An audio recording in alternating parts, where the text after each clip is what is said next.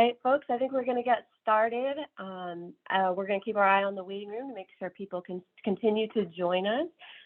So my name is Amanda Littleton with the Cheshire County Conservation District.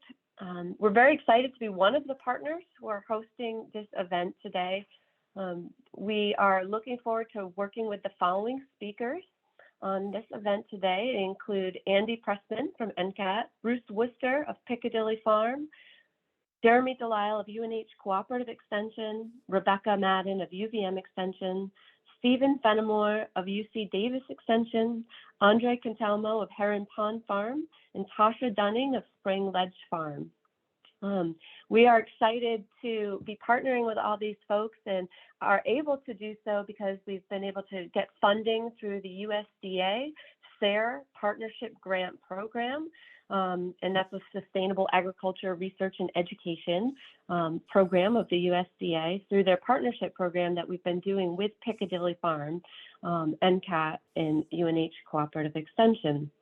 So this is part of our education series. We're also going to be doing an on-farm demo in partnership with Bruce at Picadilly Farm this upcoming fall as well.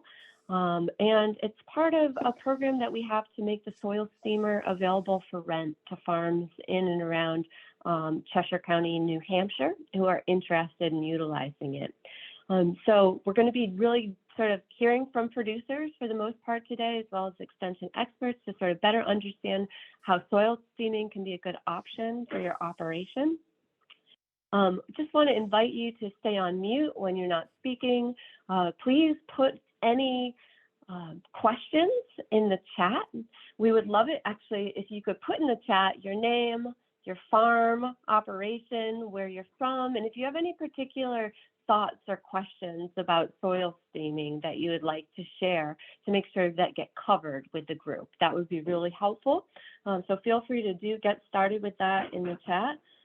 And then we're going to just do a little quick run through of the agenda here. You'll see it on your screen. Our plan for the day is to have a talk with Steve Fennimore of UC Davis Extension, have some Q&A opportunity with him. Then we're going to move into the producer roundtable with Bruce and Andre, Tasha and Becky. And then have lots of opportunity for more questions and conversations between farms. And then we're going to try to wrap everything up by 1 p.m. So that's the plan for the day. And so without further ado, I'm going to hand it over to Steve Fennimore. I just want to thank you, Steve, for your willingness to join us and share from the other side of the country. Thank you. Okay. I'll say good morning, but it's almost afternoon there.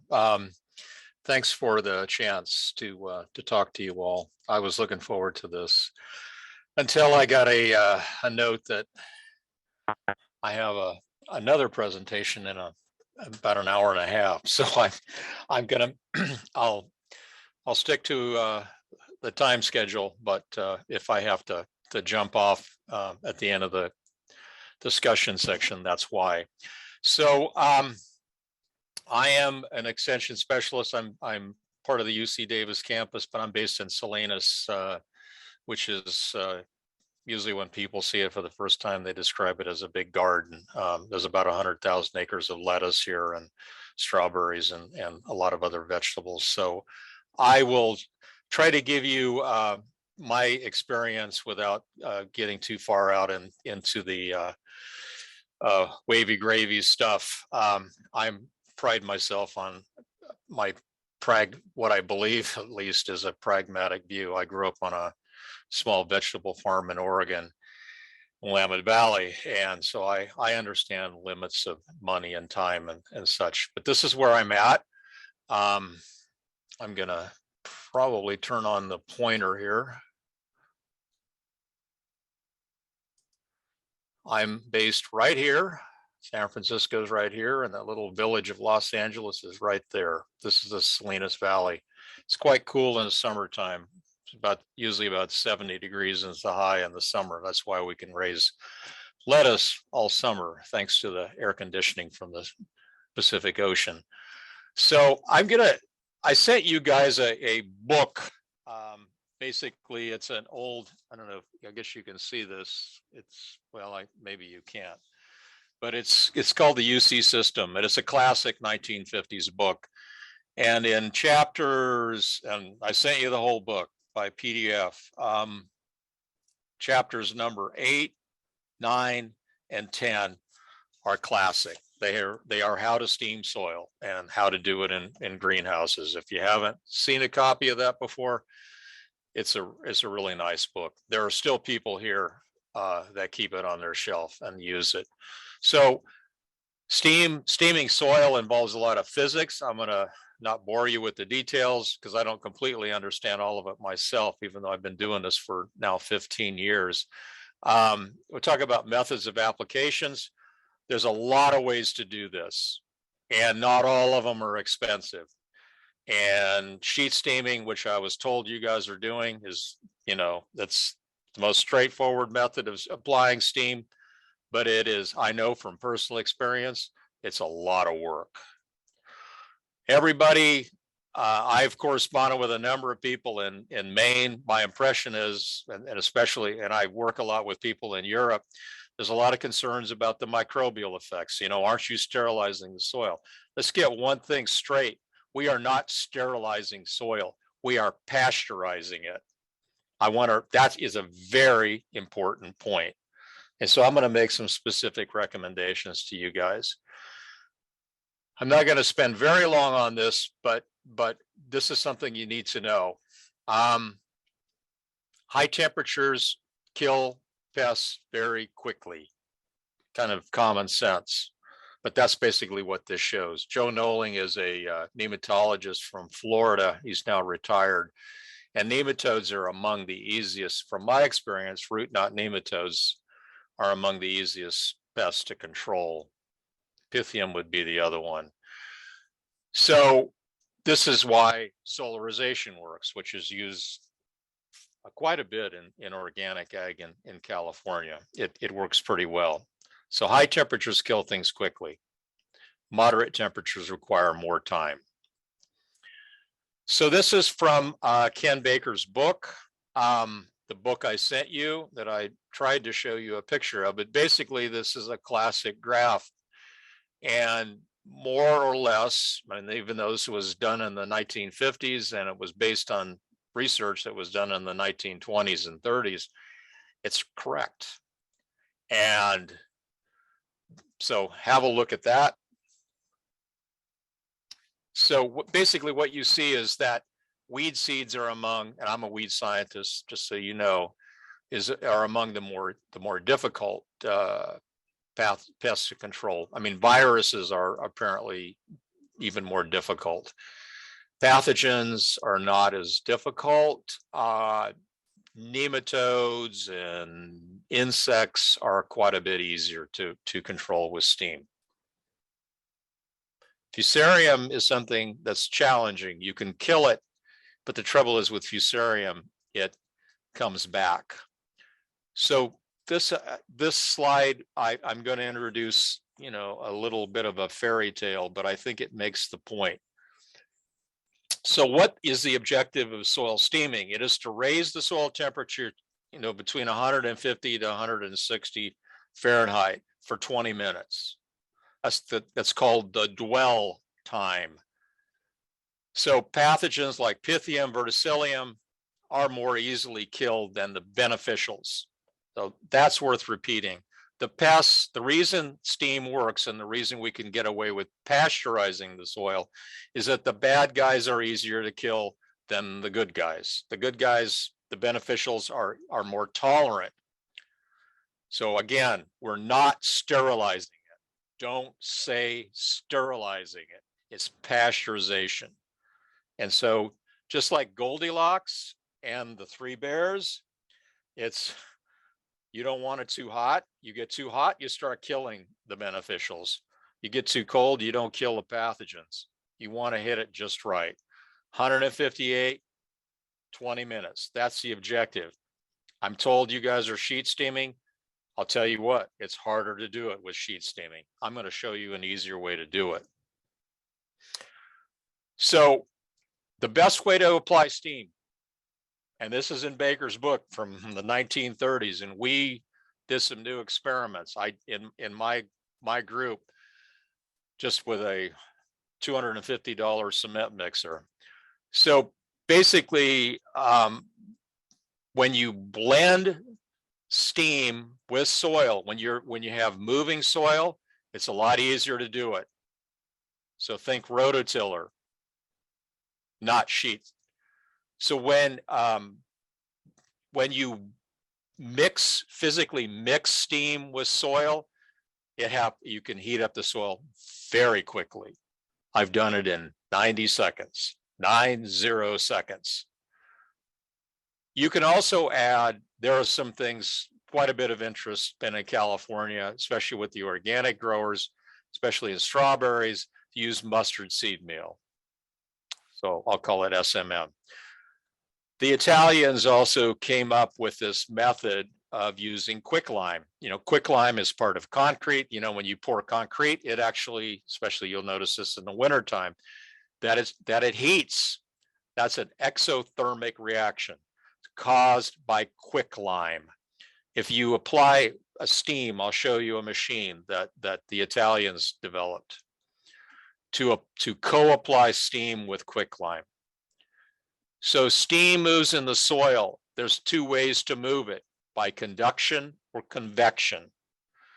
So we're primarily going to talk about convection. This is movement of heat, the steam in the liquid or the gas phase. I mean, what we're doing is we're using water. We're turning it into vapor by heating it up, and we're using that as a method of transferring heat to the soil, so that it releases, so that the steam, the water vapor condenses on the soil particles, and it releases the heat. And that heat is what kills the pathogens. So if you don't move the soil, if you just put a sheet on the soil and inject steam under it, that's called static soil. It moves slowly. The traditional method that the Dutch call, that takes a good 8 hours to do thoroughly, to get it down 12 or 18 inches deep. There's problems with that, and I'm going to tell you what they are. So can steam movement be speeded up? So this is what we did. We used a cement mixer where we put in a constant amount of soil. We actually just use sand. So here is kind of an important graph. So on the top, we've got soil that doesn't move, static. And on the bottom, we have soil that's been blended with the cement mixer. We put this, we have a little steam generator that we turned on for just a few minutes. So this is not a complete soil steaming, but it is basically just looking at the heat movement in the soil. So let's look at this top. So the surface is the top bar here that's my laser is pointing to, and it heats up very quickly. But let's look at deeper in the soil.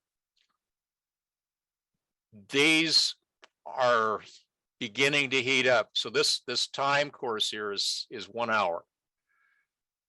So it heats up very, very slowly. That's a problem.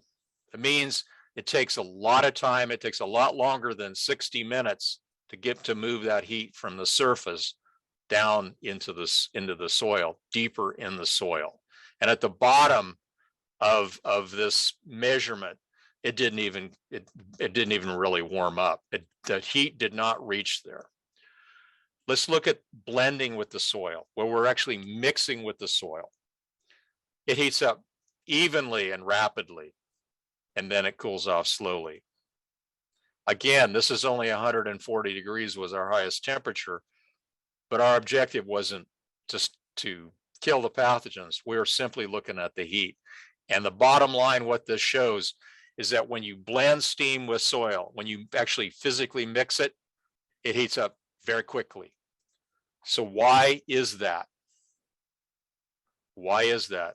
I've got two images here. One, we're injecting steam into a point, a single point, and for that steam heat to penetrate all the way to the bottom, the only way it's going to get to it is it's going to have to go across all of that distance. When we blend soil with steam, the distance that the steam has to travel is very short. And so it heats up very quickly. That is an extremely important point in improving your efficacy. And that's the point I want to emphasize. And it's why I keep beating this drum, that blending is much better. I hope that makes sense. If not, let's talk about it. So the ideal, this is something people always ask about, soil moisture. So I'm going to draw on a couple of sources. I continue to go back to Ken Baker's book. Even though it's old, it's viable. So basically, Ken said it very clearly, is that the soil moisture needs to be ready to plant. Moist soil conducts heat better than dry soil, but moist soil takes longer to heat up because it has a higher thermal mass. The water adds to the volume or the weight, the quantity of soil that the heat that needs to be applied to a wet soil is more than a dry soil. So it's sort of a compromise. There's a bit of art to this, but it's much easier to do a good job of steaming a soil when it's a little bit dry. So this is some research from Italy. The Italians they do a lot of work on steam because they grow a lot of basil, which is very sensitive to a lot of diseases. And so they're quite a bit of work on steam. So this is a rather complicated graph that I'm not going to spend a whole lot of time on. I'm going to give you the bottom line. So these different lines are from different depths in the soil. And basically what it shows is that about, and this is in a sandy loam soil, about 12% water content, or the percent of field capacity, somewhere between 40 and 55% was the ideal soil moisture. So a good, a modestly moist soil is basically what that tells me. This is from a research paper that Andrea Minuto published a number of years ago. So clay can be challenging because it tends to form clods, and clods are a problem. If you have big clods, then they take longer to steam because you have to penetrate. You've got pests, you've got weed seed inside the clod. You want to control those pests. That's a problem. The best job the easiest soil I've ever done though was a heavy soil that we had here in near Salinas, where they were going to grow strawberries, where they had literally ground the clods down to about the size of pea gravel. And we did an excellent job with that. Pea gravel theoretically is the easiest thing to steam because it simply moves so well within that. And I think that's what happened. We did a really good job.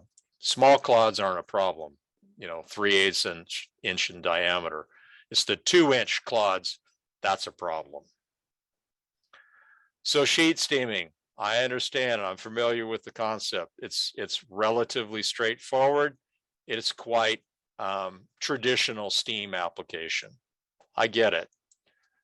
But here's the issue with sheet steaming. So that white bar represents the sheet. That red arrow represents where steam is being injected. And this kind of gray area down here from zero, this represents the soil surface. And then say we want to treat the soil 12 inches deep. So what is the issue? What is my problem with sheet steaming? Think about it. every single bit of steam that penetrates. If I want to go 12 inches deep, every bit of it, and that's going to take me 4 or 5 hours at least to get down to 12 inches. Every bit of it needs to transfer across the surface of that soil. So what's going to happen to that surface area? I'm probably going to sterilize it. Again, that's not what I want to do, but that's the only way I can get heat down to that 12-inch zone. That's the problem with sheet steaming. It's not efficient. So I have this is a steamer I've had since 2007. I still have it and it still works. I think it's very similar to what you guys have. Couple of things that we have worked on that were kind of cool. This is a steam blanket. I learned about this from a guy in Alaska. This is made by a Canadian company in Manitoba. Basically, they use it up in the oil fields up in the Arctic in northern Canada and in Alaska, and they basically use it to thaw out the frozen soil so they can get a backhoe in and dig out a trench or whatever they're going to do in those oil fields. It's called a steam blanket. I'll show you what we did with the steam blanket. I contacted that company, this thing we called the spike hose.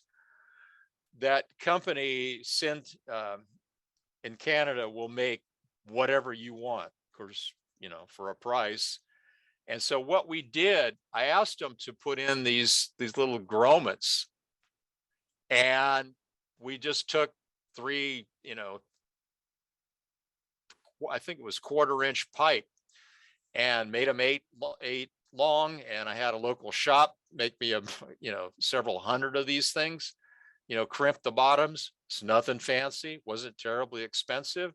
And we just screwed them into the spike hoses and injected it in the soil. And we get away from that going from the surface. We basically are injecting it into the soil deeper. Again, static, and this is a heck of a lot of work. I can absolutely assure of that. But it does work. And it gets you away from the problem, some of the problems with sheet steaming. Another thing to do is injecting it through buried pipe. This is something the Dutch do, and people have done here in the flower industry in California. There are lots of variations on this, but again, it does work. We have used an auger to prepare tree holes. Basically, we're hooked up to that little, my little steamer that you see on the right there. We're injecting through what they call a rotary steam union, and we're going right through the auger, and we got steam coming out in the auger. I mean, we're doing this in December a few years ago, and you can see the steam coming out of the holes. And incidentally, the cool thing about that was we you know, the days were really short in December, and so we come out the next morning, and I put my hand into that soil. We kept an insulation pad on it overnight, and it was too hot to put my hand in. It stayed hot. We're injecting steam about 2.5 feet deep. Once soil gets hot, it stays hot. But it's flexible. And anyway, this is basically a graph of the soil temperatures, you know, over I think 12 hours or so. So there's measurement down to 24 inches deep. That's our target right there. So we're getting probably too hot. Again, there's lots of ways to do this. This is an Italian machine called a Sterilizer. We checked. I call these walking machines. That blue box there, it looks like a bed of nails if you look. It basically, this machine, you can set it up to suspend about 5 or 6 minutes right in a particular location, and then it picks up and it walks to the next location, and it just walks down the field. The Italians traditionally use these in high tunnels in preparation for planting basil. This is the BioFlash. This is another Italian machine. It's got a little rototiller behind it. I like rototillers. The Italians know a lot about steam. They put quicklime in this little hopper right here and co-inject it, and they just there they are operating.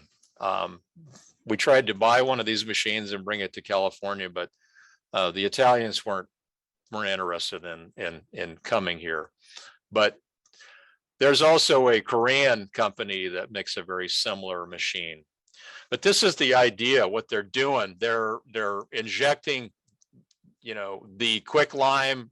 They got a rototiller, which is number 2 here, and then they're injecting steam. So basically, what happens is the steam and the quicklime sort of synergize each other, and so you can maybe go a little faster because you're getting a combined effect of chemical heating from the quicklime as well as the steam. Again, they emphasize, not my words, this is pasteurization. This is another machine. This is a German machine, MSD, Moschli. That is exactly the same steam generator that was on the Ferrari that I just showed you, but this again is a walking machine. It presses this down for a few minutes, steams the area, boom, moves on. The Europeans have several models. There's also a company called Simon, which is a French company. It pretty much does exactly the same thing. This is turn this pointer off.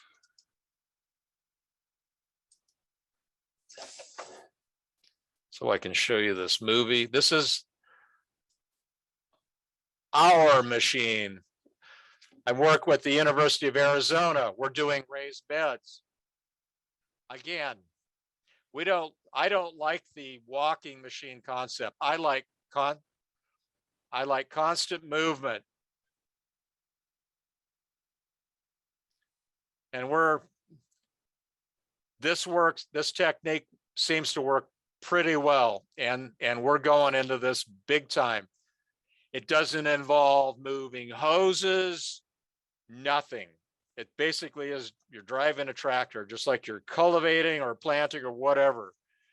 And we're just treating bands. So what this fellow, Nick is his name, he's going to put a temperature probe and show you what the temperature is in the treated band. And literally the soil, if he hits it, he doesn't quite hit it first time in this.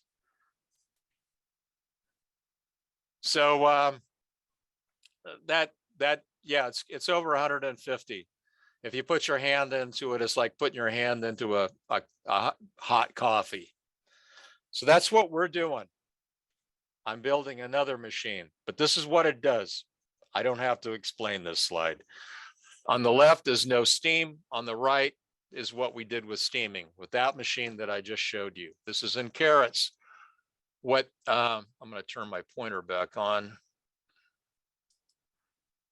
We basically put steam in a band right here and right here, centered where the carats. The carats are small, hard to see. We didn't treat this area. I mean, so you can see there's weeds escaping in it a little bit, but there's the pressure in the furrow. This is the machine that we're just finishing now, and it's an improved version of what I just showed you. We've tried lots of things. This is something we did in strawberries, where we're actually blending steam in the soil with that. That orange reel is basically to feed the water to it, so we keep the weight out of the field. And this is where I learned very quickly. There's about 90 seconds there, and we're heating the soil from about 60 degrees to 158. So we're going up 100 degrees Fahrenheit in literally less than 2 minutes.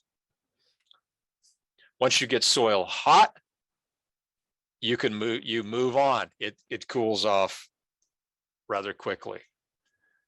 So the key to steam application in the field, inject a lot of steam into the soil fast, mechanically blend it, insulate the top for a few minutes. I learned from a Norwegian company I work with, that cover doesn't need to be fancy or expensive. I got a real kick out of the Norwegians, who are very thrifty people. They used linoleum that they bought from a carpet store, cheap, ugly stuff, remnants. That works. It doesn't have to be fancy. But what I like about the techniques that I'm showing you is its labor efficiency, and it works. Here is data from 13 field trials that we did in strawberry. Strawberry's tough. I'm sure that there's several of you that are very familiar with how susceptible strawberries are to pathogens and the fact that you need to weed them pretty often. Here's steam, the steam yields, and there's a fumigant. We still use a lot of fumigant in California. And we're getting about a 30% boost in yield, 30 to 40% normally with steam and with fumigants. And these are the pictures. Here's a area with a lot of verticillium. That's what the strawberries look like at the end of the season. Here's steam and mustard meal. Steam and mustard meal.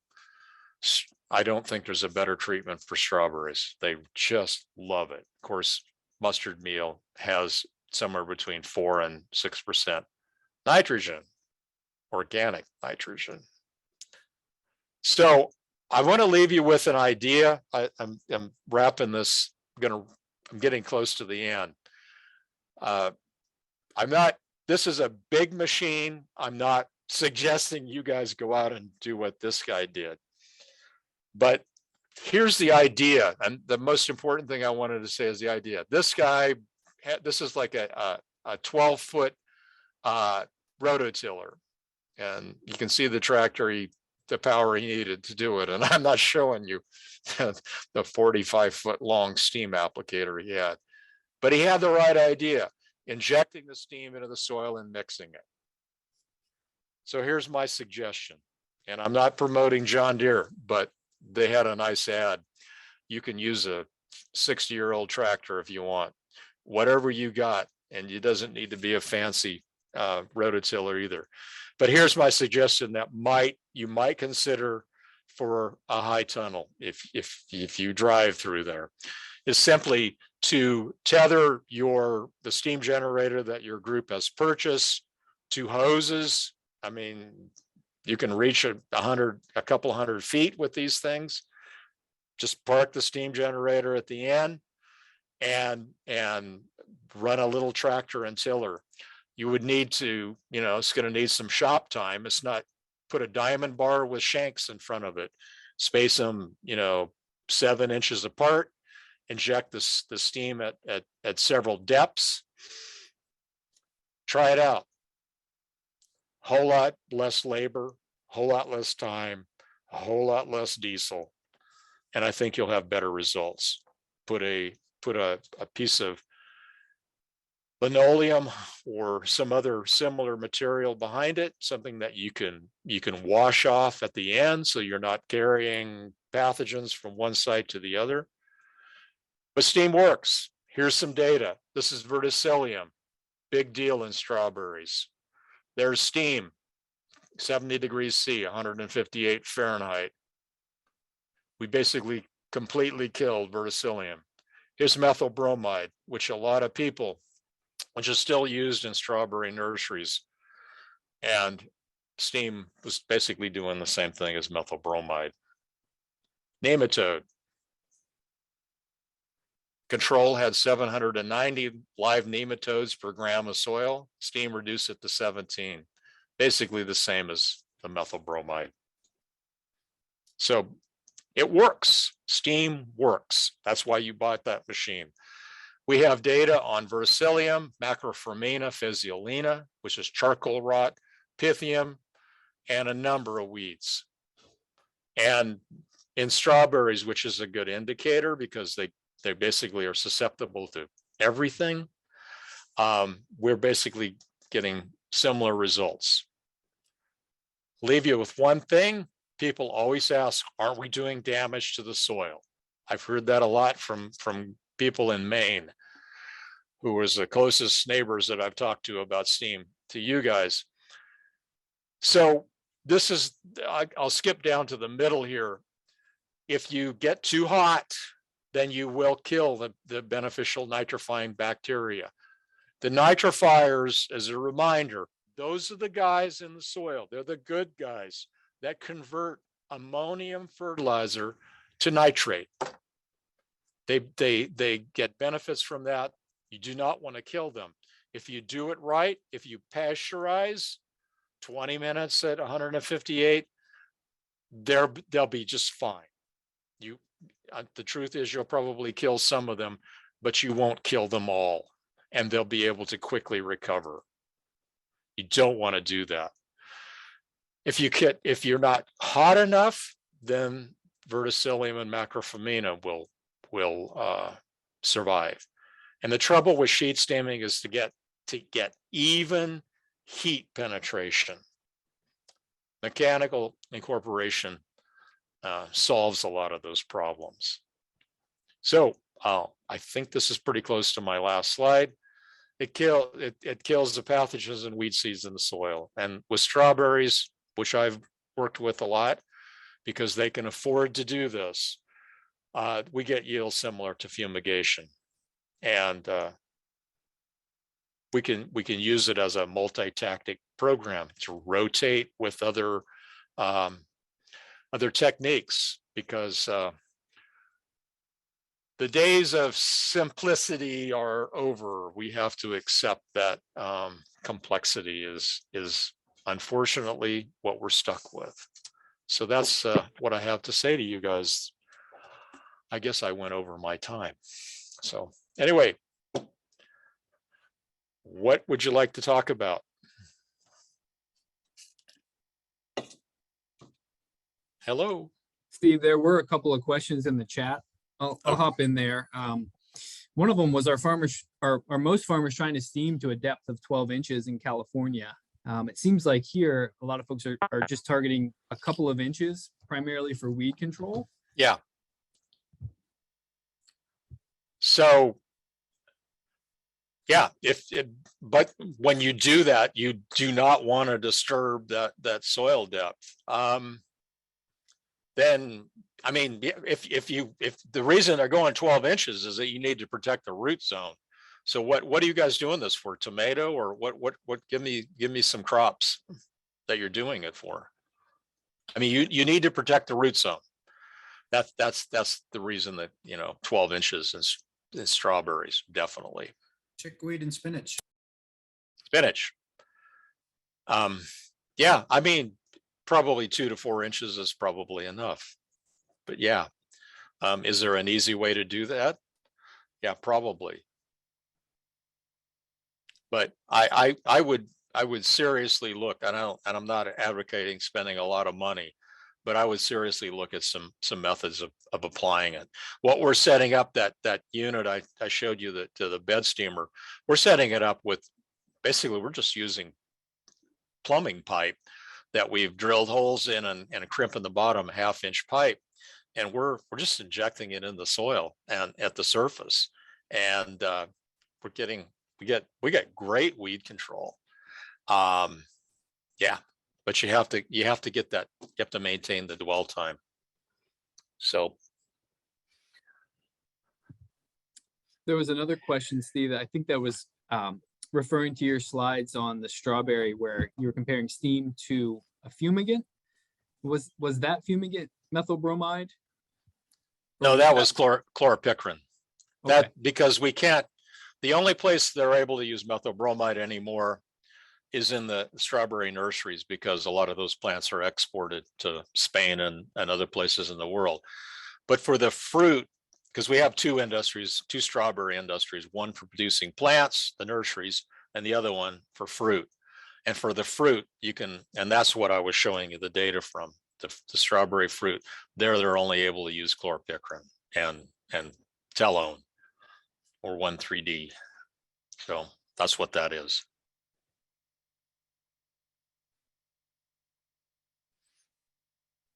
Like Andre has a question. Andre, go for it.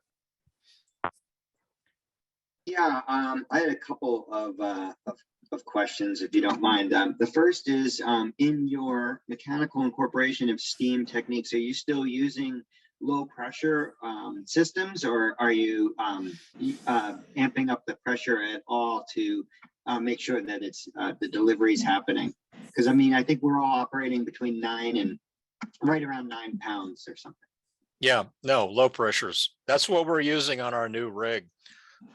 We've got a Cymox rig from France. It's a really nice steamer, a really nice steam generator, and it runs around between 10 and 12 psi. So no, what steam even at that like 10 psi, it's got a lot of power, and yeah.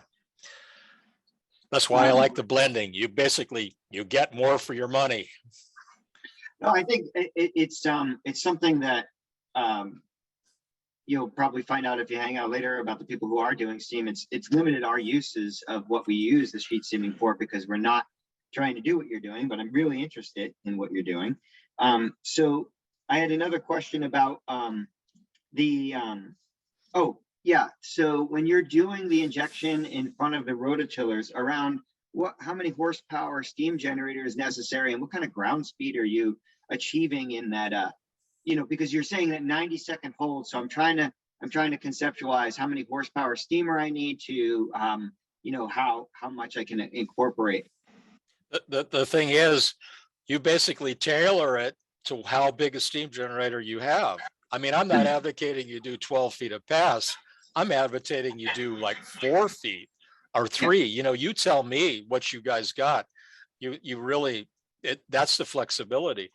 You've got a 20 horse or 25 horse steam generator, boiler horsepower. You basically tailor it.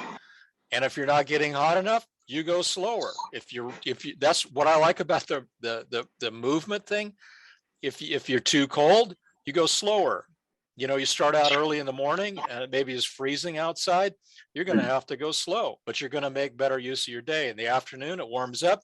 You're going to be able to go a little faster.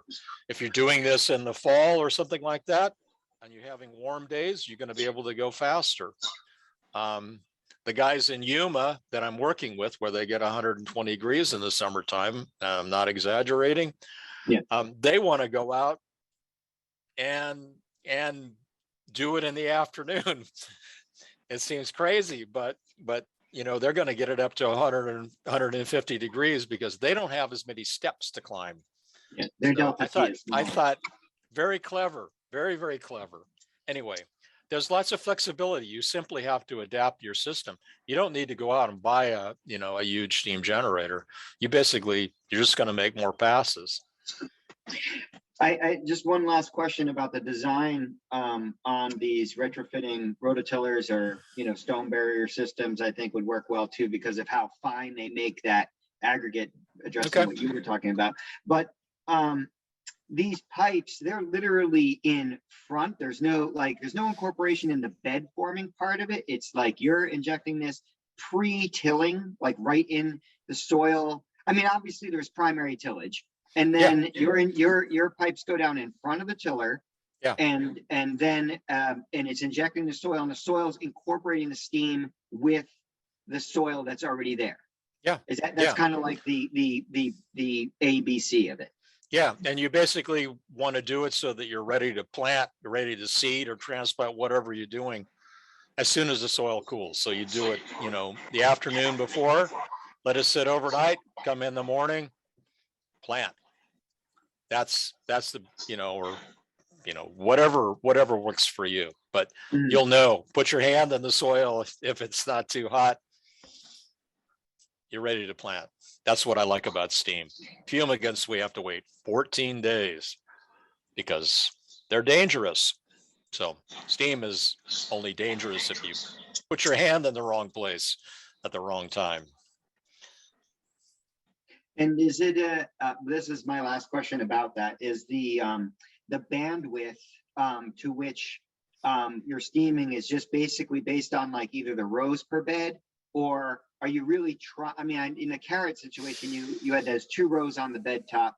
Yeah. Are you really just trying for that, or obviously you were getting bleed through because your steam, you had some weeds, but your weed pressure was down.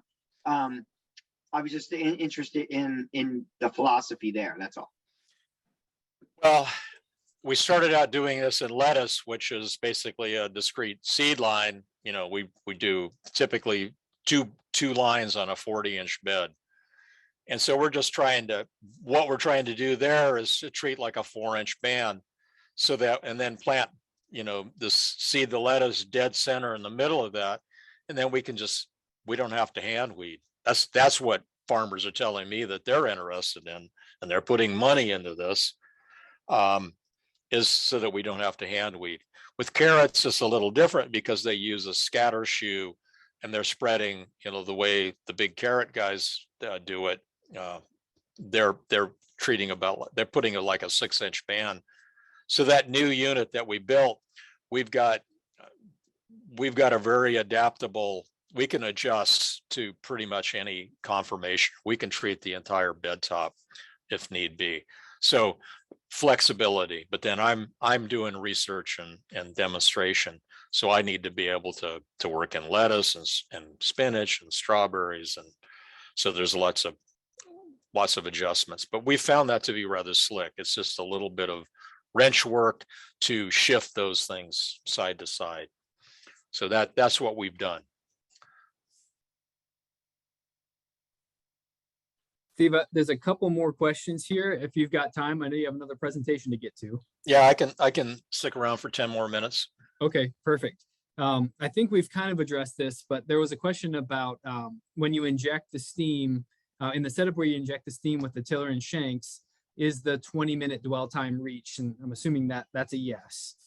Yeah, because, and you have to make sure you'll have to experiment with your speed. I mean, you have to basically calibrate it, and you get out with a, I meant to grab a, if you hang on, I'll show you exactly what I measure the soil temperature with.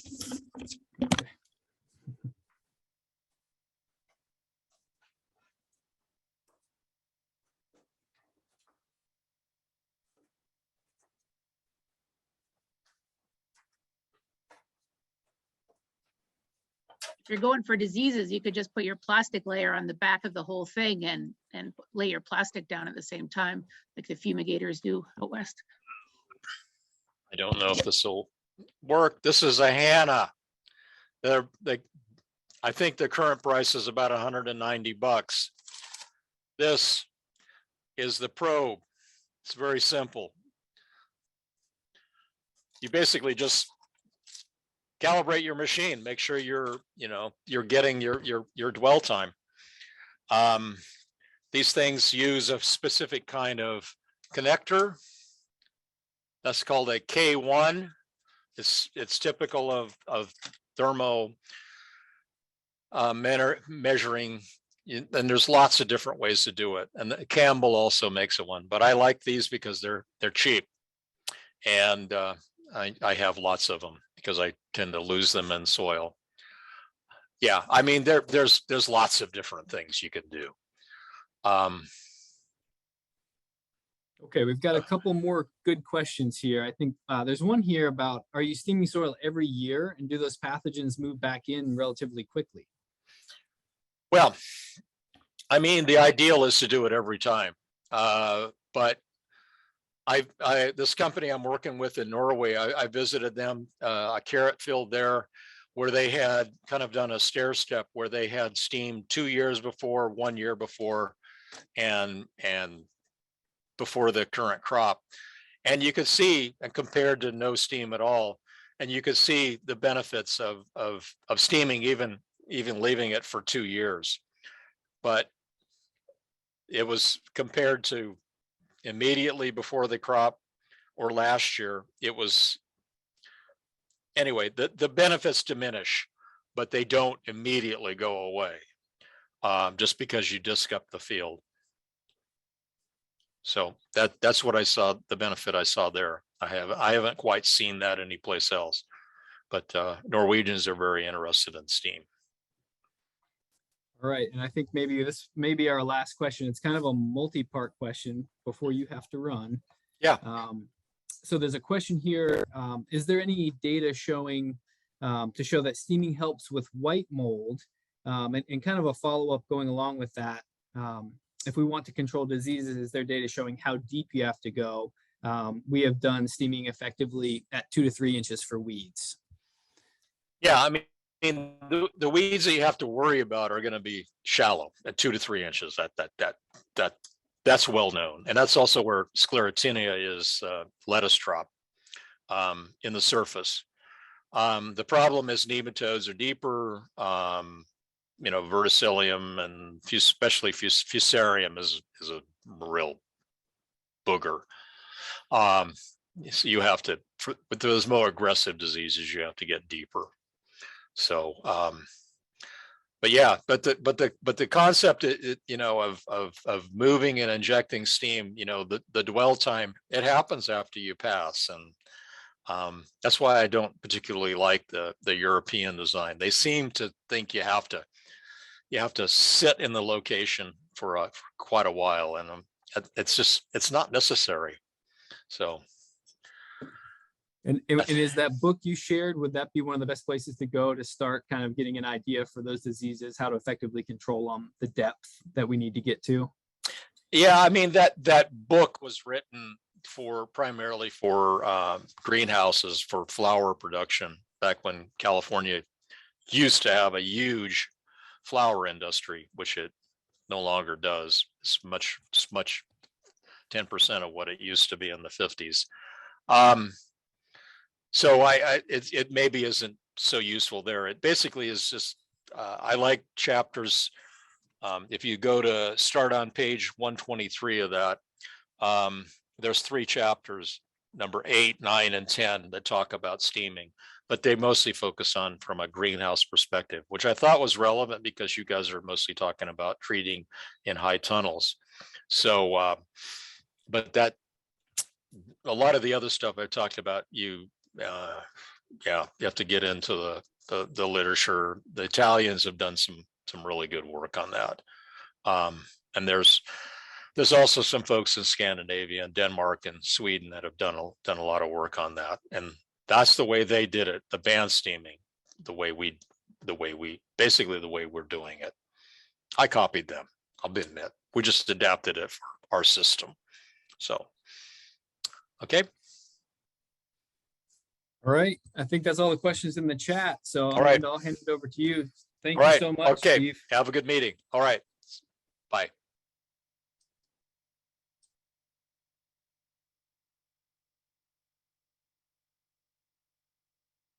All right, well, I think we're going to move into the second portion of the workshop, which is the producer roundtable. So love to hand it over to Bruce and Becky, Andre, and Tasha to be able to share about their experiences with STEAM. And then we're going to open it up for Q&A, and Jeremy's going to facilitate that discussion again. So love to hand it off to Bruce.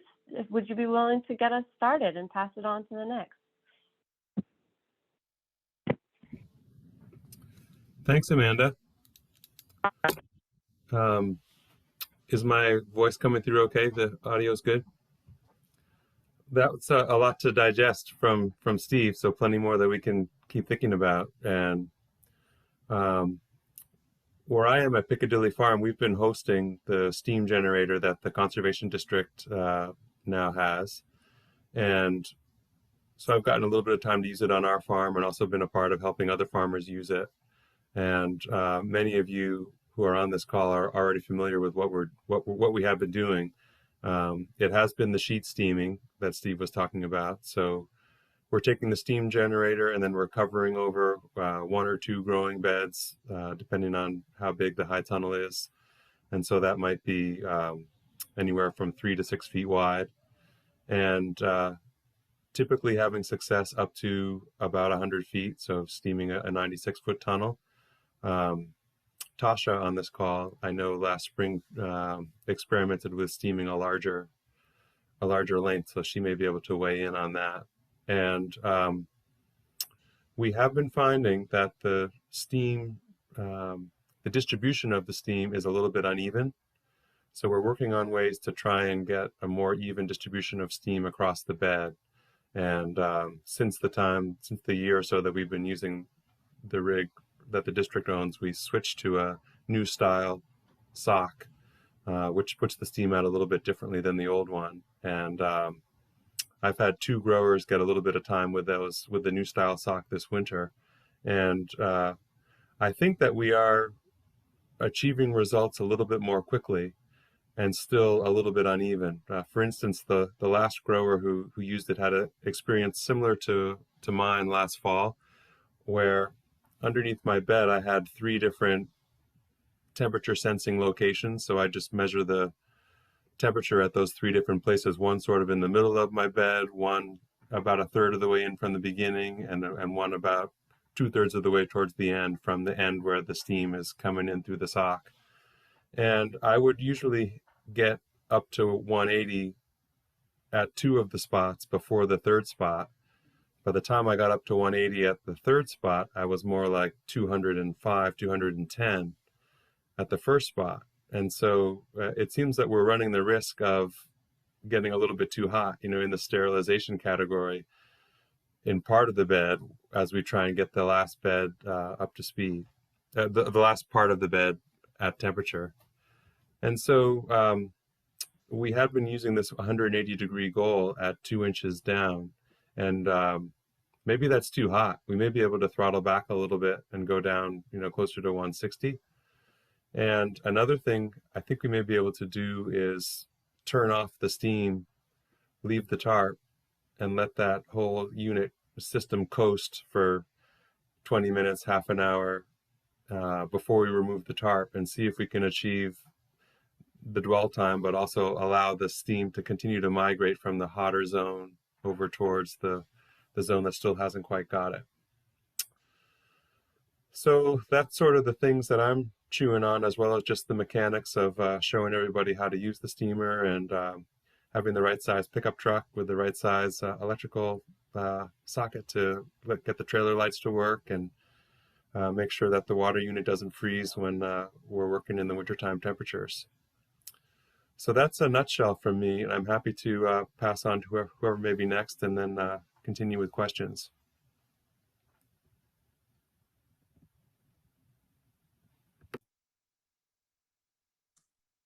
I can't, am I next, Amanda? Or does anyone else want to follow up? Becky, that'd be great. Thanks. Great. Thanks, Bruce. Thanks for everything you've done to facilitate the steamer from the Conservation District along with Amanda. I think a lot of you have heard kind of my little summary of our steaming experience, but I was going to just share a couple slides to run through them and then save a bunch of time for the Q&A and to hear from the other growers. But I just quickly wanted to kind of give the background we're working with. So most of you know I work with UVM Extension and also I'm a grower. So combining those two, decided to take on this steaming study funded by a specialty crop block grant. And Steve's context was really good. I've been wanting to hear from him for a long time about the steaming, but I think for a lot of us here, the context is this chickweed issue and going down, like we were saying in the chat, 2 to 3 inches. That's been our focus as well.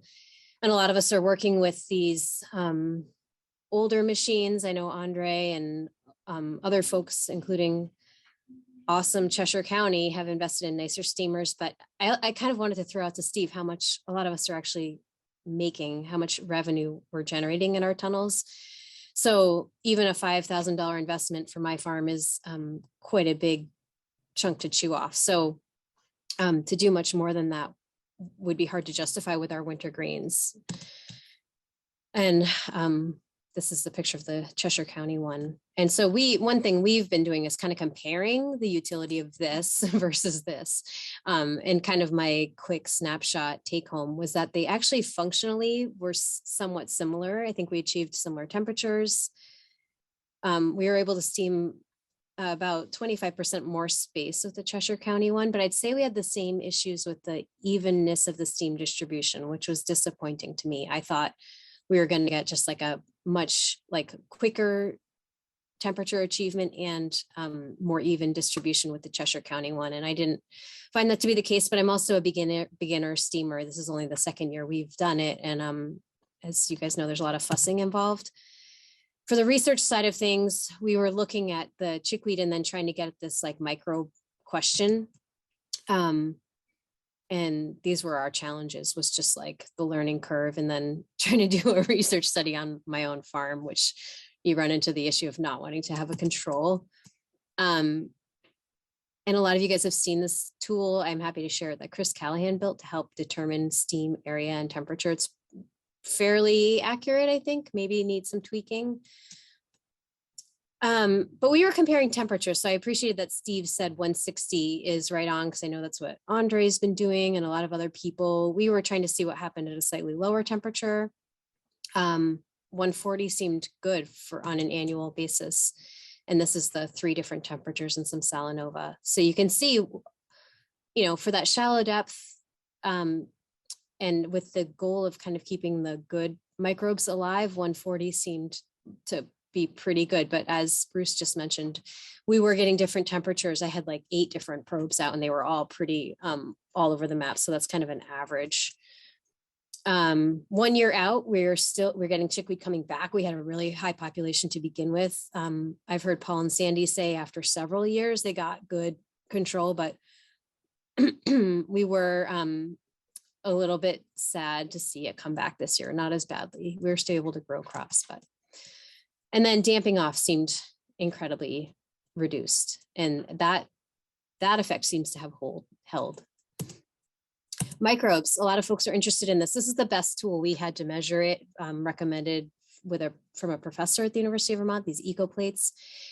Won't get into the details of it, but it's a carbon substrate utilization. So it basically will tell you 2 things. One is this average metabolic response, which is how quickly the microbes are eating the carbon substrates. And then the community metabolic diversity is kind of the diversity of microbes that are eating them. So you get speed and diversity of populations. It doesn't tell you what's in there. It doesn't tell you if it's good or bad. And the short message is I did some samples right after steaming and then a year out. And I think that, as Steve says, if you're really not sterilizing it, I think the microbes migrate down and they come back. We've got a pretty active living soil in the tunnels. There's not a big difference between those temperatures. And everything seems to kind of rebound in terms of activity. And this is diversity. There's actually some weird thing where in some of the treatments, the diversity went up right after steaming. It might be kind of like the movement between the soil profiles. But anyway, again, I think the take home is we're not seeing a huge drop off in either the diversity or the amounts. Nitrates was all over, and I think it's largely because the crop in there was taking it up. We see this flush of green. So that's it from me. I'm happy to take questions, but we had a really great experience with the Cheshire County steamer. Thank you all. It was a pleasure to use, less fretting. Should I pass it along? Tasha, maybe? Just as she's getting up, Becky, you did have a question in there. John was asking about depth. I think your target depth. We're going for 2 inches. Thank you.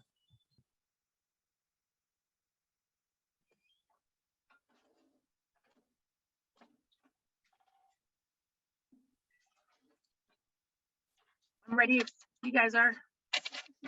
All right, so I borrowed that same machine, which was wonderful.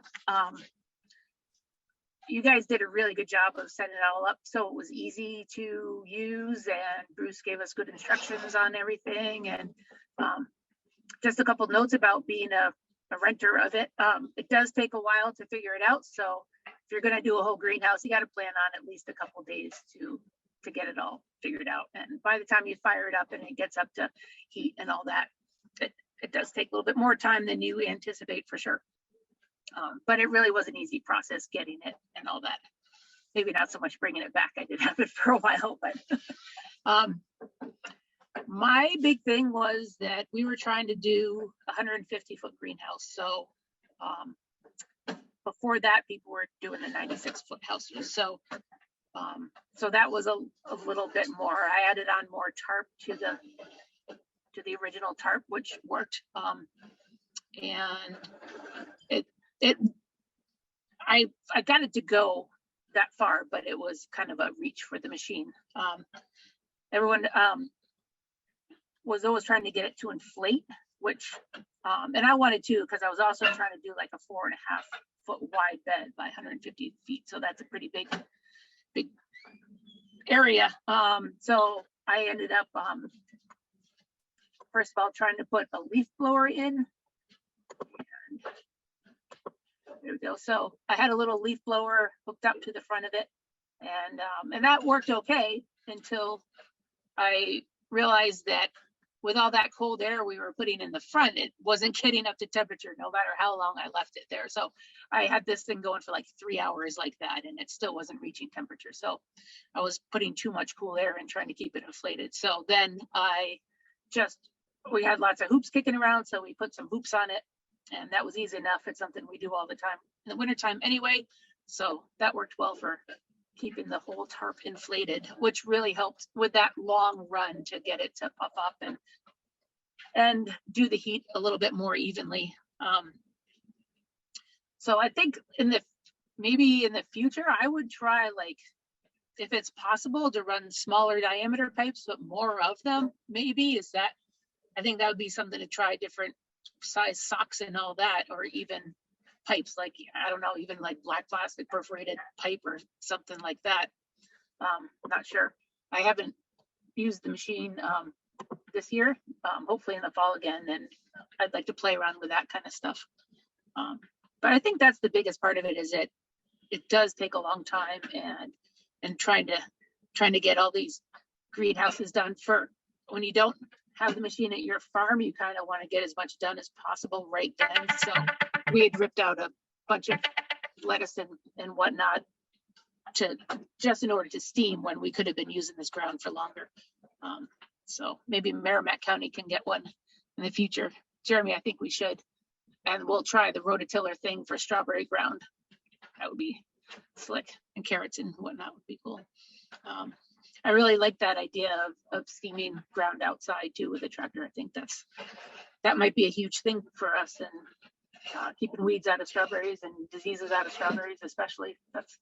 I have a feeling everyone else is in the same boat with that, trying to use the least amount of herbicides on those things as possible. But it really did work. It was awesome. The spinach especially just grew like gangbusters and was perfect. No weeds. You can see the little spot here and there where you missed it or your chain came in and weeds crept in, but it really made a huge difference. So I think this is really a good thing, and I think we just need some more of these steamers around. So I believe that's all I got.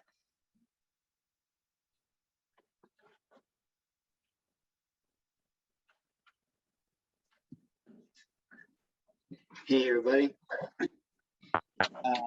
My name's, I'm going to adjust Vern's question real quick. But my name's Cantelmo. I'm with Heron Farm in Southampton, New Hampshire. We've been steaming for quite a while. We were taught how to do it from Bluebell Greenhouses, which are a flower house. And he got me into it, like, back around 2010 or so, 2009 or 10. So we've been doing it for 12, 13 years now. We do have a steamer like the Cheshire County steamer. And I did see some questions in the chat that I can address as I go through what we do. Our target is 160 degrees. I know a lot of people go for 180. I talk to Bruce a lot about these things. Bruce shoots me these questions. And so Bruce has pushed me into like really figuring out some stuff that that had been bothering me for a while, but like,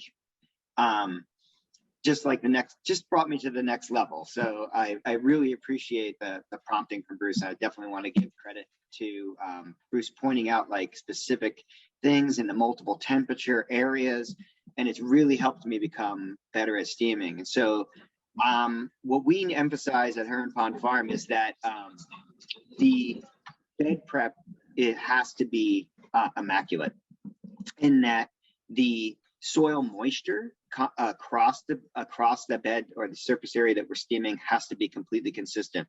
These are the highest variables that we have found that contribute to hot and cold spots in our steaming. So we're pretty crazy about bed prep, which is not as sexy as steaming, but it's definitely one of the most important things we do. The other thing that we do that's super important is the way that the tarp is sealed. And we do use a perforated steam delivery tube. You know, a lot of people started out with the steam socks that are essentially, you know, hydraulic hose coverings, but the canvas socks with the grommets spaced, you know, about a foot apart offset are definitely a much more even steam delivery system than the other systems. And that's a system that I started out with Bluebell. And so I kind of didn't know that other socks didn't work as well until somebody lent me one, and I was like, this doesn't really work. It delivers the steam too far up. We use 5 different temperature probes, and over the years we've gotten better and better at sealing the sides, that we actually find that we have one cold spot, and ironically it's where the steam enters the tarp. I don't know if that's other people's experience, but that's the coldest section. So we use that now as our steam shutoff time. So Bruce got me thinking, okay, let's do a graph of when you shut the steamer down, how long can you hold that temperature? Because we do not want to end up at 212 on the surface while we're trying to get to 160, 2 or 3 inches down. So our max runtime, we do about 540 square feet per set. So in a 30 by 96 house, that makes us do 4 sets. So we can achieve that in the coldest delta T's that we have in about 2 hours. But more commonly, if the house is sealed and we can raise the soil temperature up a little bit, we can get there in an hour and a half. So we're looking for 160 degrees. I love getting there within an hour and a half. And then we shut down the steamer. Our steamer, like the Cheshire County, is actually set up with a dual manifold. So when you set off one side, you could actually be starting up another side. So you don't have to lose steam time. It takes us, you know, about a day to do, you know, a 30 by 96, because we can leapfrog the steam that way. The benefits of that are exactly what Bruce was getting to. The soil, we notice, super evens out if you just leave the tarp in place. And if you don't have 2 setups, the incentive is really to move the tarp, because you just want to get this job done. But if you have that second setup and can leave it in place, the other thing is going to be running for an hour and a half, and you really only need to leave it in place for a maximum of half an hour. So if our target temperature is 160 degrees and the coldest spot gets to 160 degrees, remarkably, what we've noticed with our charting is the temperature keeps rising even after we close the steam off, because I think it's just being distributed, as Bruce was saying, more.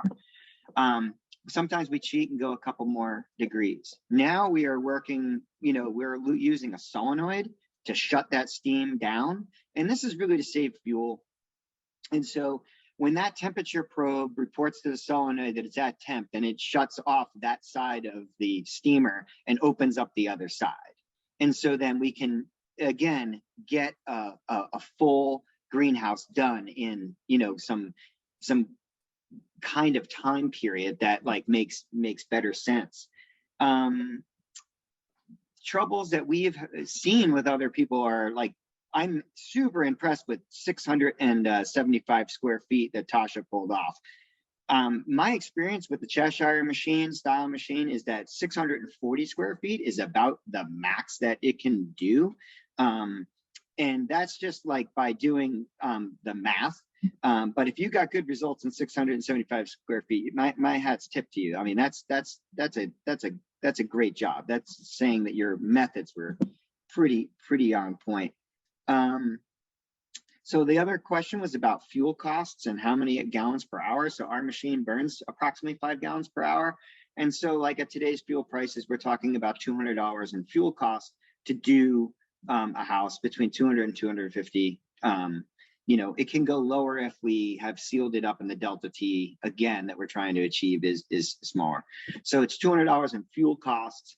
And then there is, when we calculate it, we also calculate it by that it takes 30 minutes per switch. So then it's 2 hours of paid labor, and then you have to calculate some other labor that you'd need for the initial setup. One of the other big deals that I find about people getting even coverage is we keep our machine shut down until it's up to temp. So the gate valve is closed, and a lot of people just turn it on and then like let it start to go. And that kind of like dribbles out steam and stuff. You also end up with condensation problems, and some people end up with like wet soil problems. And then you end up not being able to, the machine is actually making your soil wetter than it was when you start it. That can also happen with some of these old tobacco machines. They're actually like some problems in the coils. The heat exchangers are not as good, or there are even holes in the heat exchanger, and you end up with like basically, you know, putting more hot water than steam out into your unit. So inspection of those things is pretty key. So those are some of the stuff that like the way that we do it here. I'm super intrigued by the idea of doing stuff for deeper crops like tomatoes and strawberries. I know that we do a lot of other ways to battle soil diseases and stuff on this farm. So I think like it'd be neat this summer to try out some of these other ideas.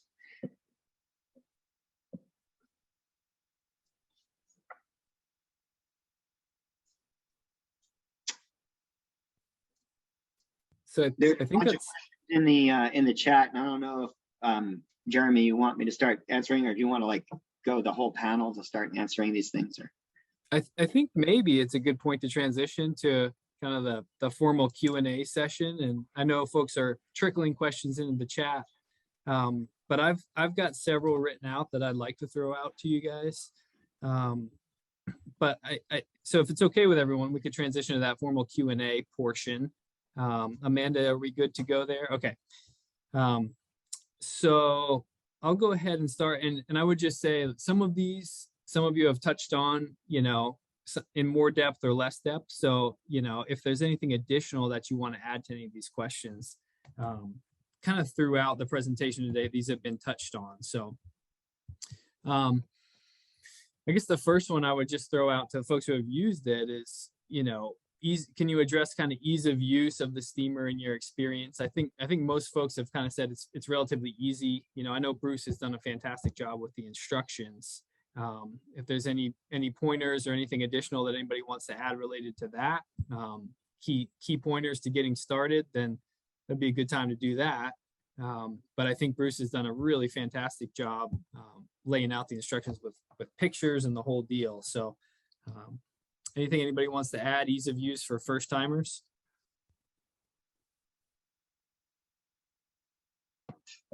I would just say that like, I don't know if you have this in your directions, Bruce, but like, it's a huge difference. Like the first timers, you don't understand like how sealed you really need that tarp. And it's a huge difference if you just walk on the chain. And I think that's a big tip for first timers is like, you know, to make sure that it is actually sealed all the way around. All right. There's a good question here that I've had kind of in my mind too, and it's about soil moisture, and it came up in Steve's talk as well. So Vern's actually asking how you're assessing or managing soil moisture prior to steaming. Is anybody doing that? Anybody using soil moisture meters or anything like that and aiming for a target soil moisture? We on our farm at Picadilly, when I was steaming last fall, we weren't using soil moisture sensors, but just going by the feel of it, and doesn't want to be like so wet that you feel like, wow, that was just watered, or there was just a rainstorm there. So that it's good for planting. You know, if it's dry, if it seems like, gosh, if I had spinach in there right now, I'd want to irrigate that ground, then irrigate before you steam. Nice. Thanks, Bruce. I think Steve's guide with the soil crumble was super right on. We're going to be using some sensors from Brookdale this year because we have them for other things. So to get that exact number down, but I would say that the time of water application actually matters a lot too. Like when I've had, oh, this is too dry, I should water it. Howard had a question about like, are the beds completely prepped? And they are done. But what I like is to water and then till, so that it's really evenly distributed, that water. If that water's sitting on top and that stuff gets a little super moist, then it actually does affect my hot and cold spots. So a more even distribution of the moisture. I like to make sure that like pre-tilling, I apply the water so that when I make my till spot, that it's going to end and result in that crumble that Bruce was talking about. Tasha, Becky, are you aiming? Yeah, I used a pulse moisture meter, an EC meter, and it's just got the prong. You stick it in the soil, and then there's an app on your phone, and you just read it off of that, and that's really fast and easy, and then you can be accurate. I can't remember what the correct thing was, but it's there we go. Nice. This little thing here, long probe, so you can stick it in as deeper, whatever, and then just comes up on your phone what's going on there. Yeah, it's pretty cool. Yeah, we use it. Well, we grow a lot of bedding plants, so we use it in all the pots and it's super easy to check EC with. So. And are you doing a similar thing? You know, as far as like what Bruce was describing, as far as kind of getting that to a similar soil moisture that you were ready to plant into? Yeah, what I did is I just left the old drip tubes in the greenhouse and watered it pretty well before rototilling, but kind of like the perfect planting moisture was where it was at, but still you could still till fine without it clumping or anything like that. But so you wet it to just where you can till, and then till, and it spreads it out and distributes it really nicely. In some of our houses, we can use the tractor with the 5-foot tiller, which is fantastic for this, but it really does a good job mixing it up. But that works. Thank you. Becky, how about you? We were just doing like Bruce described, you know, like, is it nice and ready for planting? And then we did like wobblers. I was finding it got more moist afterwards, and we're on like a clay, you know, we have a clay soil that we're amending like crazy. So after steaming, it seemed to really like hold the moisture a lot. And we were, you know, any traffic or compaction on it really seems to devastate the soil. So that's tricky for us because we do that like Pac-Man style planting. So getting back onto it has been hard to figure out. Like, I think really thinking through the layout from start to finish is important from that side of things. We had a question here from Howard. Howard, do you want to unmute and address your question about sealing? I'm not quite sure what you mean. I guess, you know, I haven't seen any of the operational videos. How are you sealing the edges of the tarp, since that seems to be really crucial? Well, I can just say that I know most of the folks that I've seen do it are using, we have chain here in New Hampshire. Oh, there you go. Nice photo by Tasha. So they're taking this chain and laying it on the edges of the area that they want to steam. And then we generally walk on that to kind of press it into the soil. And that's worked pretty well. Okay. But I think Becky's doing something a little bit different. I think she's using a different material. Well, I liked your chains. We were like a little a little burnt out on spending money when we like bought our steamer and then realized, it was another $300 for the steam delivery tube. And so when we got to spending a whole bunch of money on chains, we found these plastic like dental sterilization tubing that you fill up with water, and it's like, you can get any diameter. I think it was 2 to 3 inches. And that worked great. We also tried that for the steam delivery hose too, where we used a hole puncher and punched it. And then you can, move it around much more easily than the chains. I don't think it held as much seal as you guys had, but we could double them up and triple them up, and it worked fine. I don't love the plastic, but What about super cheap. sandbags? We have a lot of sandbags on hand from our row covers and this and that. Would that need, be like, adequate? you need no gaps at all. I mean, it really has to be like a constant. And then that, like in Tasha's picture there, like where the entry point is and the where her leaf blower goes in, we were like doubling and tripling back the chain, kind of just lapping it there to really keep it from leaking. But you can see where it leaks. I mean, the minute you start running it, it's like pissing out the sides, and you kind of go back and, we were like tossing soil on or extra bricks or something. Good. The entrance tube there, Howard, is a good spot for your sandbags, but that's the only spot for them. That really does help if you use some sandbags right around where the hose goes in, because it seals better.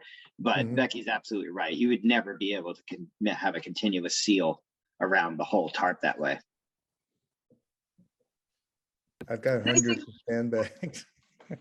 Yeah, the nice thing about the chains is you can move them really easily. Once you get a system down, they're easy to move. I was also thinking about like some 2 or 3 inch lay flat, putting water in it and sealing the ends, but that would be a lot harder to move than the chains.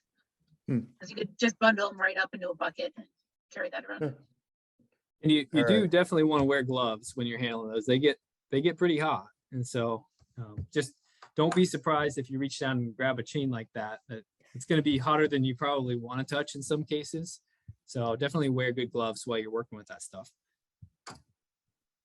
All right. So I had a question kind of about frequency of steaming. How often are folks doing it? Is it just a once a year thing, every other year? And why are you sticking with that? Is it doing the job for you if you're doing it once, or are folks thinking about increasing frequency at all for any reason? It was interesting hearing Steve's answer that every year before planting, or every time before planting, was best. So just curious to hear what others are doing.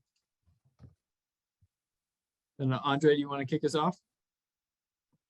Okay. Yeah, I mean, we a lot of people had seen my system, what my life was like before steaming, because as a winter grower, that I think I haven't been too shy about showing some pretty embarrassing photos of like what my greenhouses looked like beforehand. The truth is that, like, I don't know why, but like, I've tried to skip a couple a year going away with the chickweed, but it's still, I must just have made more like a lifetime. Maybe my son won't have to steam or something. I don't know. I might have just gathered a lifetime's worth of chickweed seed into my soil, but I do steam every year, once a year, for the winter growing, because we do. Because I'm steaming mostly for weeds, I don't get into it with the tomatoes. I have experimented with tomato strip steaming. And that is because of exactly what Steve was saying. Like, I'm not going to steam my whole house because it takes so much of depth. But what I do is I just narrow it up. So I do these like right where the tomatoes are planted. I will get like literally an 18-inch wide strip, pack my chains in there, and it's just enough room for my hose. It tends to roll the chain sometimes because it's that much pressure in that little area, but I'm trying to get the steam to go down deeper for tomatoes. And I have seen, good results in like what happens to my tomato crops by doing that. But it's another time of year, it's another flip, and I have to say I'm less disciplined about it. But for our spring crops, when I'm going in with Hakurai and maybe some beets inside some of my smaller greenhouses, the disease factor goes way down on those. And then also, while I'm out doing other things, I don't have to go weed those early crops. So I can steam direct seed hawk rye turnips and beets and, you know, obviously greens and stuff if I was doing that inside. And I find that that is in, but that's the only time I would do it in the spring, and it's spotty because I use ground covers for other things. Hey, Andre, would that be after a fall steaming in that same tunnel, or would you have like skipped the fall steam and then gone in for the spring? It doesn't, I don't think it matters that much to me.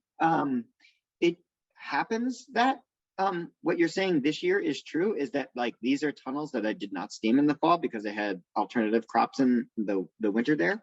I was also doing a demo of steam versus not steam, and I had some kale in these houses that I was just managing with hose, and we were totaling up the weeding hours and realizing like I will never do this for anybody again because like the amount of money I'm losing for this data was insane. But but in general, no, I'm not shy about steaming in a house twice a year, because I think because of the depths that we normally are thinking about, like just that 2-inch depth. And I know that we get down to 140 degrees, probably 3-4 inches, but in that process, but I'm not really worried about wiping out stuff like that. Anybody else want to add to that? We are also in the schedule of just doing the fall steaming ahead of the winter greens, and we've only had one round of doing this since our first steaming was last fall, and the results have been great. You know, basically no weeding and great crops. So our plan going forward is to continue with this fall cycle and see how that goes. There are a couple of people who have borrowed the steamer or rented the steamer in these last couple of months as they get ready for their spring greens, and so there's a little bit of traffic for that too. Bruce, how about the onions? You had an onion crop in there, right? How did that turn out? That was post steaming, right? Yeah, after the steaming, we planted a couple things. There were some scallions in there, and we also had some kale and some spinach, and all of those harvests were excellent. All right. Becky or Tasha, anything to add there? I think it's a really good question, like the frequency. I mean, we have 8 tunnels and I don't see us steaming every year. It's just the 2 of us, and Vern's on the call, so I can't say I do it during the work week.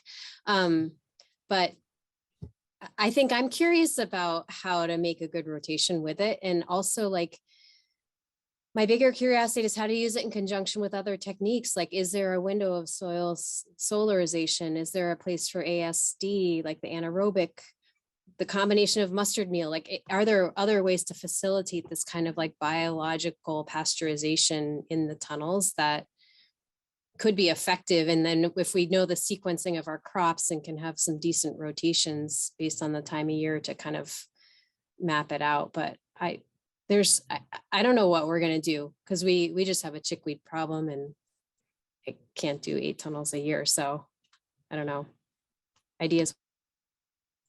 Yeah. And there's some interesting comments in the chat too. If folks haven't seen those, Paul Arnold is adding some interesting stuff there too. And Paul, I'm assuming that fall steaming is primarily targeted at chickweed as well.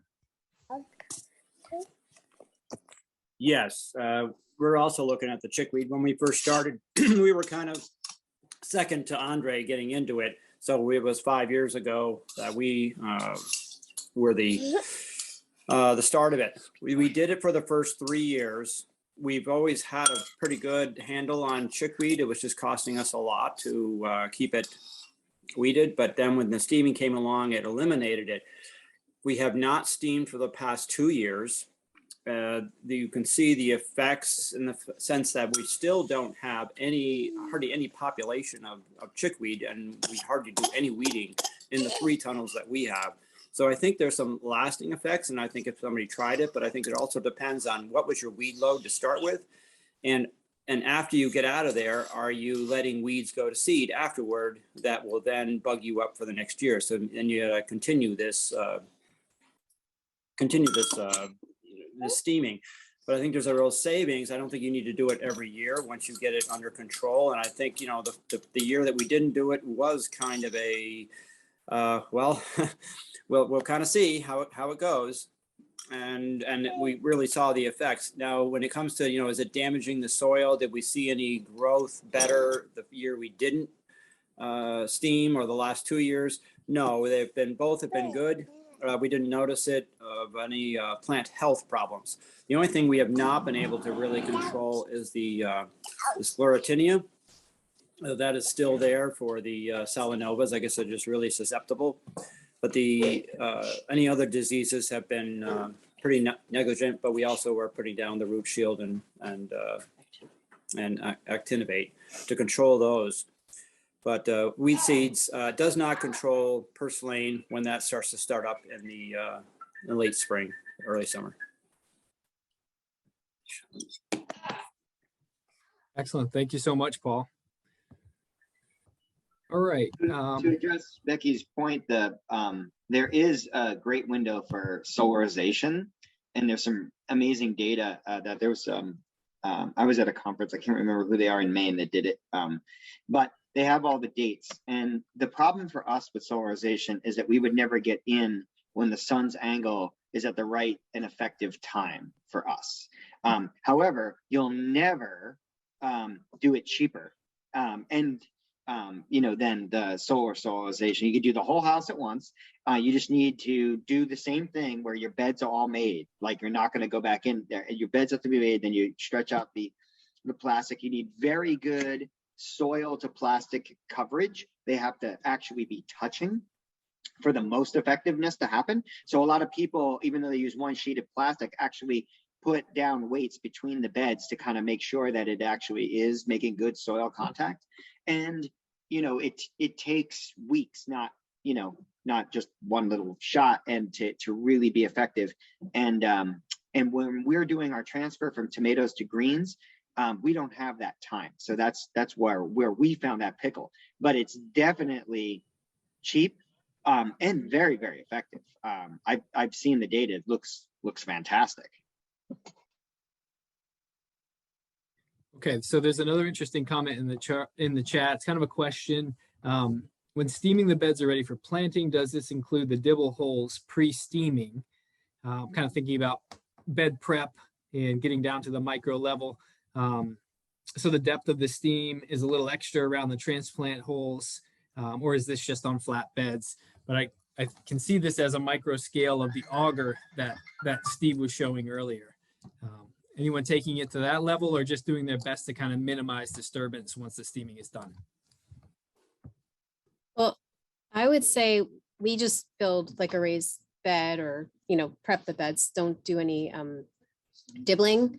But we did find that like a sloppier transplanter was kicking up soil that hadn't been steamed from deep below. So we really learned to train whoever was transplanting to kind of just press the transplant into the fluffy. It's so fluffy after steaming, like you can just like scooch it right in quickly instead of like sticking their hand in and pulling out soil. And then we had this like nice little pretty ring of chickweeds right around the transplant. So definitely something to.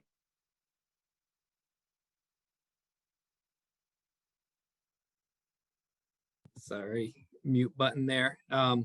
So Vern adds a comment, seems like shallow tillage is a key to longer time between steaming. Would folks agree with that? And is that primarily due to just not bringing weed seed to the surface?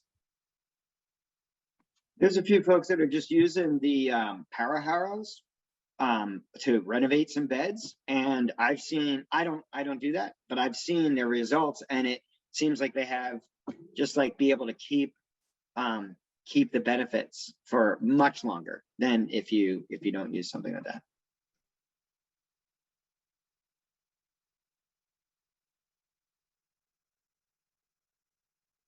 Sorry, too many buttons. Okay, all right, transitioning a little bit. I have a question kind of about labor saved. Curious if folks have a sense of labor hours saved on weeding and steamed tunnels versus unsteamed. Andre, I know in the past, I think you've presented some information on a study that you did on this. So curious to hear your take on that, and then others, if you're looking at that, be curious to know where folks stand on it. I don't know if you want me to go first. I guess, Sure. I know I presented the fuel cost of $200 for that, but our overall costs are around $600 per 30 by 96 30 by 96 tunnel to steam, and that includes the labor and the transfer and the depreciation of the steamer. So, and the depreciation of the steamer is factored at 20 years, because that is the expected lifespan of the heat exchanger in the steamer. So, just so that I transparent with the numbers of how that is done. There's two different numbers that come up when you try to calculate the value of steaming. One is super easy. Would the crop be valuable at all if you did not steam? And again, some of you have seen my tunnels pre-steaming. As embarrassing as that is, like no crop, like you can't, it's undoable. So therefore, it makes steaming viable. When I go back to transplanted crops like kale and such, we're looking at over the winter season. So you don't have to continually keep hoeing all winter, because you get the flush of weeds in the spring, but then you get another flush of weeds starting around February 15th. The weeds seem to, for me, be able to come back, particularly if you've harvested the crop and now they're exposed to light. So it really is crop dependent, because you could grow a crop that keeps the ground shaded post hoeing in your fall hoeing. So the numbers are skewed, just to be clear about that. But basically, I'm looking at around $1,200 in labor to keep a 30 by 96 tunnel hoed, or hand weeded when it comes to greens, as opposed to $600 averaged out, trying to keep my numbers as apples to apples I can. But I've told you all the variables, so it's really super, super different from farm to farm. And there would be some specific things that, like, I would need Chris Callahan to draw me up some kind of like flow chart to figure out like where your break even for steaming happens, because that's not consistent within each farm or within the crops that you're doing. So sorry that I can't be more specific about it. Pretty great info, even though we've got, the caveat of different crops take different amount of time, still really good place to start to get an idea about if this would work on someone else's farm. I thought Becky had a few labor numbers too. Am I wrong about that, Becky? Yeah, I do. I think they're pretty similar to yours. I was just looking, I have them on a slide here if you guys want to see, but basically, I totally agree with you, Andre, like the factor is really like how bad your pressures are and whether it's transplanted or direct seeded. But I figured it cost, like I did just did some hand weeding on direct seeded spinach with myself, and I thought I came out to about $4 per square foot in crop value versus $9 where I steamed. So about 50% difference. And then on the used steamer, I came out to it costing about $500 per tunnel. And I had like a 10-year lifespan on the steamer. I don't know if that's right at all, but that our costs, including fuel, were about $500 per tunnel. And that was assuming we did 3 tunnels a year. I don't know what other people are finding. I think what's his name from Maryland who did those great talks. I'm totally blanking on his name right now. He had similar numbers. From Sassafras, Dave from Sassafras. Yeah, his numbers were pretty similar too. So I think that's kind of the ballpark people are looking at. All right, we're getting towards the end of our time here. I did want to ask all of you, I'm curious to know, have you observed any other benefits kind of beyond weed control post-steaming or any drawbacks? Thinking about things like plant growth, soil tilth, pests or disease incidents, anything like that that sticks out and comes to mind, either good or bad? I don't know. Andre's unmuted. We'll start with Andre. No, I'll just say that ammonification, like that is real. When you sterilize soil, you can kill transplants. Before we knew what it was, we used to call it sudden death or sudden collapse disease or stuff like that. It doesn't tend to happen as much with direct seeded stuff. I think just because it has someplace to go before the direct seeded stuff goes. But if you transplant right into that stuff, we've killed stuff that way. And so, yeah, it's just, you see the root system is just like you burnt it up with nitrogen. It's just the same exact thing. But other benefits are that our leaf diseases and are things like arugula and other things like that have gone way down. I think as a caveat, important to say that I don't think that it does anything for downy mildew and spinach. And there are some people purporting that it does. And I find that really difficult to believe biologically.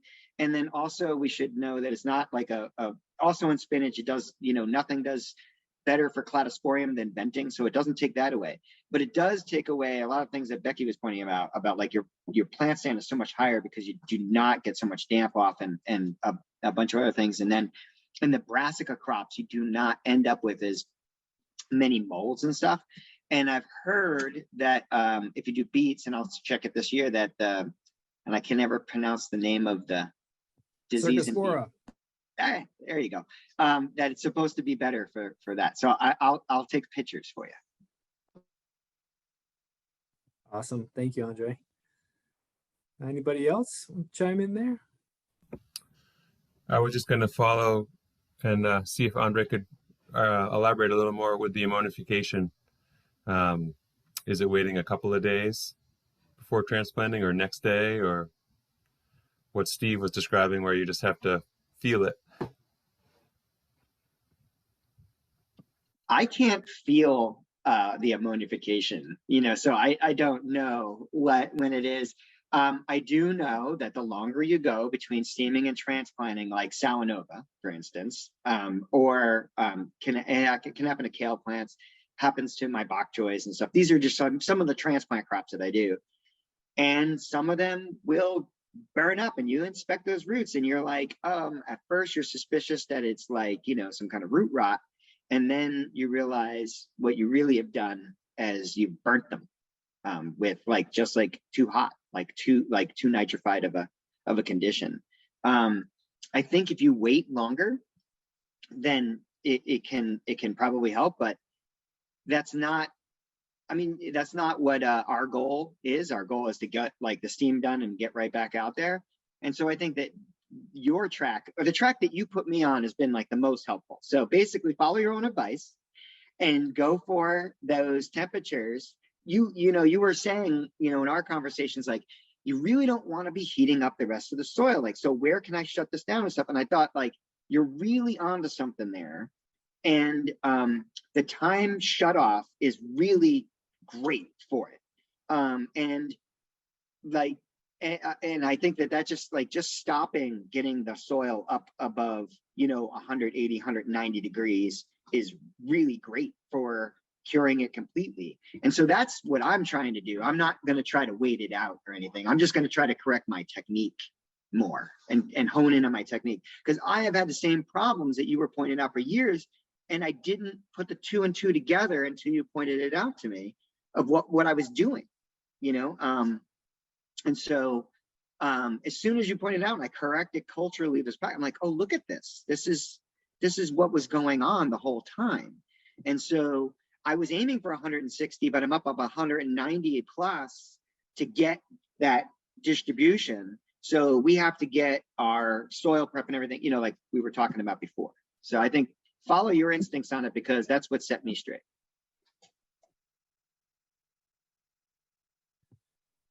All right. I just want to give anybody else that's on the call a chance. If you have a burning question that we haven't covered today and you want to throw it out there, now would be a great time to do that. While we've got everybody here on the call and these great panelists. So feel free also to unmute yourself if you just want to ask the question. Andre, have you considered putting in permanent underground tubes for this that you could just hook up to really quick in a greenhouse? And that would be ideal, wouldn't it? Yes and no. Yeah. Have you ever dug up anything in the green, put in tubes in? Yeah. I'm more apt to try with, I'm totally just building one of these things. My blocks out in the field are in 10 blocks. And so I have a place for the steamer to be towed on a tractor. I'm going to build a tiller and I'm going to put that stuff in front. I'm going to try with Steve. You know, I'm on board. I'm totally there. I'm making a bunch of notes of, I got an email going in. I think we're better off following maybe that than going the other way. Plus, I end up like every once in a while, I go through my tunnels with a subsoiler. And I don't want to hang up on one of those things. And my subsoiler isn't the deepest as my outdoor subsoiler. Like I only go like 9 to 12 inches inside the greenhouse, but like, I don't want to go deeper than that with the tubes and then have to steam all that volume of soil all the way up. It just seems like a little overkill for what I do with it. Might be good for a tomato house or something like that when you have disease problems. Yeah, and so that really ties in nicely to the last questions that I had as far as like what's next for our panelists with steaming. You know, what do you want to try more of this year? What are you looking forward to in the future? It sounds like certainly the injected steam in front of a tiller is something that's on people's minds. And but if there are other things that you're thinking about trying or that you want to kind of refine this year or tweak slightly, be curious to hear those.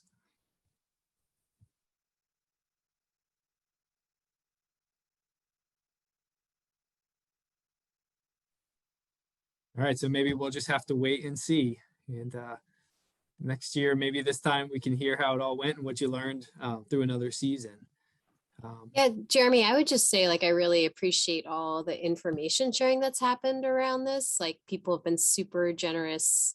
Like, I think a lot of this has been passed farmer to farmer, like Andre and Jericho Settlers and the Arnolds. You know, there's been a lot of leaders in this, and then what the Cheshire County Conservation District's been doing. So I think, like, as people start to build these machines, I wanted to ask Steve, you know, is there an open source design for what you're doing? That would be super cool, as much as we can kind of continue that information sharing. And I also just get kind of hung up on the concept sustainably of doing this and that we're burning a lot of fuel in these tiny little tunnels. So I think the more efficient and kind of ecological we can push this, kind of the more accessible it'll be. So. Yep. Great comments, Becky. And I think those are really great comments to kind of wrap up on. And so with that, I want to thank all of you as panelists for participating and sharing everything that you've learned so openly as well. I think we had really great discussion, and thank you again. And with that, Amanda, I'm going to turn things back over to you to wrap things up.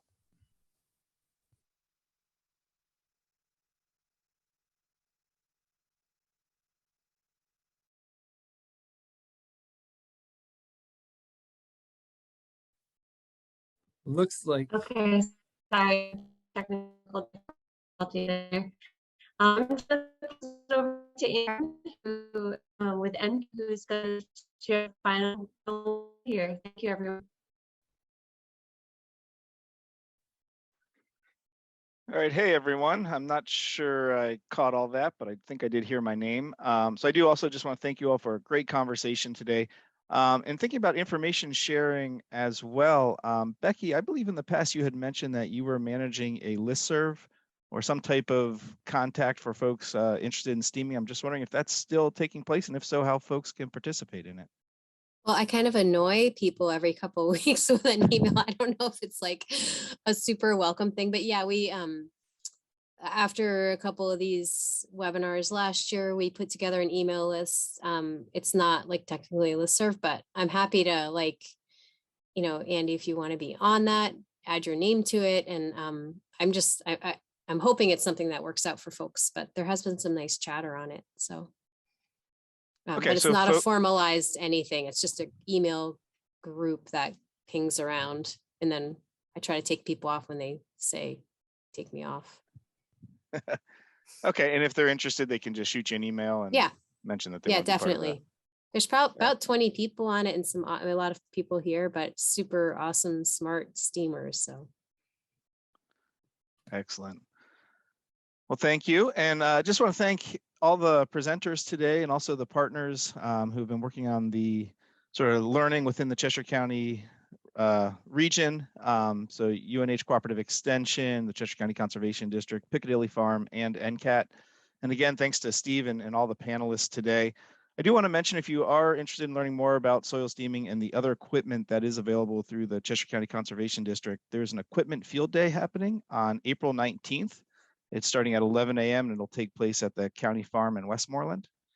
And there's also the following week, for those of you interested in walk-behind tractors and learning more about the BCS equipment that's available through the Cheshire County Conservation District. There's a training on April 25th. There's a morning session and an afternoon session. And if you are interested in renting the BCS and all the implements, you do have to take this training.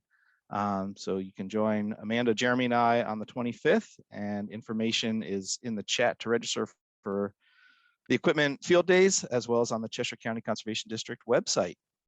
So again, thank you all so much for being a part of today's great conversation, and happy steaming. Look forward to seeing you all soon.